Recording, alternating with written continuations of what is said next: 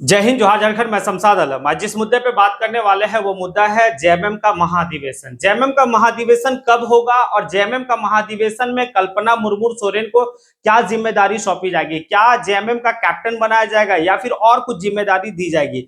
दूसरा जो सबसे महत्वपूर्ण बात यह है कि जयराम महतो के लिए क्या जो है कि जेएमएम का स्ट्रेटेजी है, क्योंकि जयराम महतो अकेला तनहा विधायक होने के बावजूद भी विपक्ष का भूमिका निभा रहा है। तो चलिए आज इसके ऊपर विस्तार रूप से बात करेंगे। एक तो जेएमएम का महाअधिवेशन और दूसरा जो है कि जयराम महतो का भूमिका, ये सारी बात करने वाले हैं। तो पहले ये समझते हैं कि जेएमएम का जो महाअधिवेशन होने वाला वो अप्रैल माह में होने वाला। अप्रैल माह में जो है कि जेएमएम का जो भी विंग है, जितना भी विंग है, उस अधिवेशन में उनकी उपस्थिति होगी और सारा जो है कि एक रणनीति अगले 5 साल के लिए बनेगा कि संगठन में किसको क्या जिम्मेदारी सौंपी जाएगी।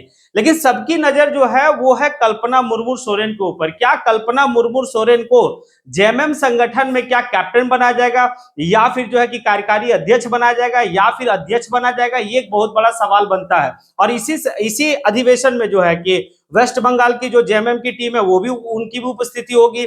उड़ीसा की जो जेएमएम की टीम है उनकी भी उपस्थिति होगी। तो यहाँ पर जो राजनीतिक पंडितों का कहना है कि कल्पना मुर्मू सोरेन को बड़ी जिम्मेदारी दी जाएगी। बड़ी जिम्मेदारी में उनके पास 2-3 पोस्ट के रूप में देखा जा सकता है। एक तो महासचिव के रूप में, दूसरा जो है कि आप ये देख सकते हैं कार्यकारी अध्यक्ष। तो अभी वर्तमान में कार्यकारी अध्यक्ष कौन है? तो वर्तमान में कार्यकारी अध्यक्ष जेएमएम का जो है कि आपका हेमंत सोरेन है। हेमंत सोरेन जो है कि इस सूबे का मुख्यमंत्री भी है। तो ये कहा जा रहा है कि सूबे का मुख्यमंत्री का पूरा कारभार जो है कि हेमंत सोरेन संभालेंगे और जो संगठन है, जो पार्टी है, उसकी पूरी कमान जो है वो आपका कल्पना मुर्मू सोरेन को दिया जाएगा। ऐसा क्यों कहा जा रहा था? ऐसा इसलिए कहा जा रहा क्योंकि जिस तरह से वो विधानसभा लोकसभा का चुनाव में अपना प्रतिभा को दिखाई है, इसी को लेकर के संगठन को और मजबूत किया जाएगा। अब इसमें एक एंट्री आता है, वो आता है जयराम महतो को, क्योंकि अभी से ही जेएमएम वाले लोग का मन में एक बात चलने लगा है कि आखिर जयराम महतो का काट क्या होगा। जयराम महतो जिस तरह से वो कार्य कर रहा है, आने वाले वक्त में जो है कि जेएमएम के लिए ही जो है कि मुसीबत बनेगा। और वाकई में, क्योंकि एक बात तो है कि बीजेपी विपक्ष का भूमिका तो निभा रहा, मतलब बीजेपी विपक्ष का मतलब विपक्ष में है, लेकिन उनका कोई भूमिका नहीं देखा जा रहा है। लेकिन अगर विपक्ष का कोई भूमिका निभा रहा है तो अकेला तनहा जेएलकेएम का यानी कि सुप्रीमो टाइगर जयराम महतो दिखा रहा है। जिस तरह से लोगों का आवाज उठाना, सदन में जो है कि अपनी बात को रखना, हर मुद्दा को लेकर चलना, आज जो है कि चाहे वो रात हो या कभी भी हो, जयराम महतो बिना सोचे समझे जो है कि जनता का काम के लिए निकल जाते हैं। प्रत्येक दिन उनका जो है कि जनता दरबार लगता है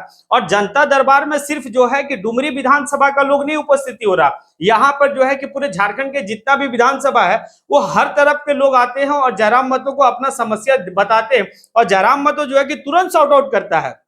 ये देखा जा रहा कि 81 विधायक में एक अकेला विधायक है जो इस तरह का कार्य कर रहा। इस बात को लेकर जो यहाँ के भी सत्ता दल है उसको जो है कि एक परेशानी की सबब दिखने लगी है। इसीलिए कल्पना मुर्मू सोरेन को बहुत बड़ी जिम्मेदारी दी जा सकती है, ऐसा कहा जा रहा। जयराम महतो का एक बात और है कि जयराम महतो जो भी लड़ाई आज लड़ रहा है वो सिर्फ आज की वर्तमान की लोगों के लिए लड़ाई नहीं लड़ रहा है। एक बहुत बेहतर लोग कहे हैं कि जयराम महतो जो है कि बाप का भी, बेटा का भी और पोता का भी लड़ाई लड़ रहा है। मुद्दा वो ऐसा उठा रहा है जयराम महतो कि सिर्फ अभी वर्तमान में जो लोग हैं उनको फायदा होने वाला नहीं है, उनका आने वाला पीढ़ी के बारे में भी जिक्र कर रहा, तो वो जयराम महतो। देखिए दूर का विजन, कहीं ना कहीं इस विजन को लेकर भी बाकी जितना भी खेमा है, जितनी भी राजनीतिक पार्टी है, सब चिंतित है। एक तरफ तो जो है कि बीजेपी आप देखेंगे तो बीजेपी को अब जो है कि एक लोग देखने लगे, किनारे होने लगा है।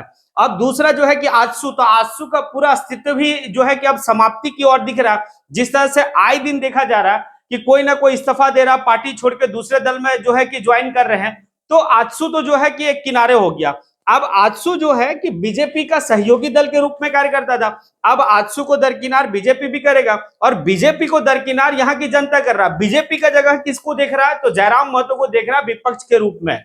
आने वाले वक्त में जितना भी वीडियो बनाया जा रहा है जयराम महतो के ऊपर, उसमें जितना भी कमेंट करने वाले लोग हैं वो सभी लोग कहते हैं कि आने वाला 2029 का जो झारखंड का विधानसभा का चुनाव होगा उसमें जयराम महतो को सीएम के रूप में देखना चाहते हैं। आखिर क्यों नहीं देखना चाहेंगे?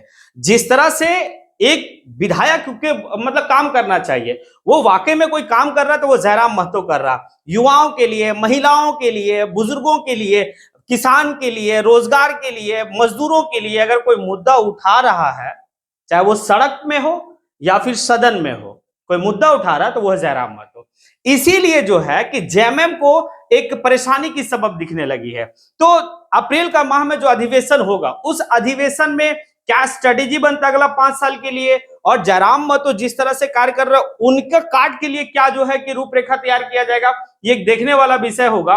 और यहां पर यह भी एक चीज देखा जा रहा कि जिस तरह से जयराम महतो के और भी जितने कैंडिडेट जो विधानसभा का चुनाव लड़े थे, वो भी जिस तरह से अपने विधानसभा में कार्य कर रहे, जैसे पूजा महतो हो गए, जैसे आपका जो रामगढ़ का जो उम्मीदवार था, मांडू का उम्मीदवार था, इखलाक अंसारी आपका धनबाद लोकसभा क्षेत्र से वो एमपी का चुनाव लड़े, उनका जो भूमिका है, ये सभी लोग को देखने के बाद तो वाकई में जनता को लग रहा है कि एक बेहतर जो है कि विकल्प है 2029 में क्या है, ये एक सोचने और समझने वाली बात है और आने वाले वक्त में देखने वाली बात है। तो 29 में क्या होता है, अभी से जो है कि जेएमएम भी अपना कमर कसने वाली है और अभी से जयराम महतो लग गया है, मैदान में आ गया है। तो क्या लगता है कि मैंने जो कहा, क्या कल्पना मुर्मू सोरेन को एक बड़ी जिम्मेदारी दी जाएगी, या फिर जो है कि जयराम महतो से पूरी जेएमएम की टीम डरी हुई है? अगर आपको लगता है कि मैंने जो कहा वो सही कहा है तो फिर आप कमेंट बॉक्स में आके जरूर कमेंट करें। अगर लगता है कि नहीं, आपका कथन जो है कि कुछ नहीं है सही, तो फिर तो भी आप जो है कमेंट बॉक्स में आके जरूर कमेंट करें। इसी के साथ मैं अपनी बात को यहीं पे समेटता हूं। जय हिंद। कि जब कोई नेता बना है तो 2 दिन में बदल जाए। देख भाई, जयराम महतो जब जीत के जीते तो अगर बोलिया कैसे रहता है, स्कॉर्पियो के छत में भाषण देना आसान व्यवहार, लेकिन आज हम बता दिए कि जे एग्रेशन हमारे स्कॉर्पियो के छत में हला है, वहां विधानसभा के भीतर भी रखा आक्रामकता, वहां तेज हम विधानसभा के भीतर भी रख लिए।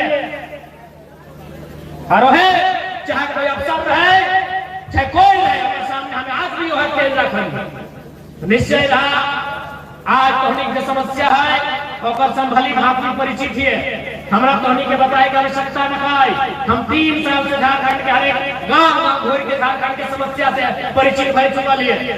हम झारखंड के कोना कोना से, झारखंड के रग रग से हम वाकिफ भी है कि कहाँ के लोग के दर्द कहाँ है, तकलीफ कहाँ है, दुख कहाँ है। निसंदेह एक विधायक होने के नाते, मेंबर ऑफ लेजिस्लेटिव असेंबली होने के नाते जहां नागरिकता पे लगाए और ईमानदारी और निष्ठापूर्वक निर्वहन करवाए। अब देख ले हवा कोई वो छोटे मोटे सरकारी नौकरी कर रहे ना हो तो बोल है कि ना हमारे नौकरिया में दाग नहीं लगे देवो, भले हमें तो काम भेवो चाहे ना भेवो, हमारे नौकरिया में आज नहीं लगता है।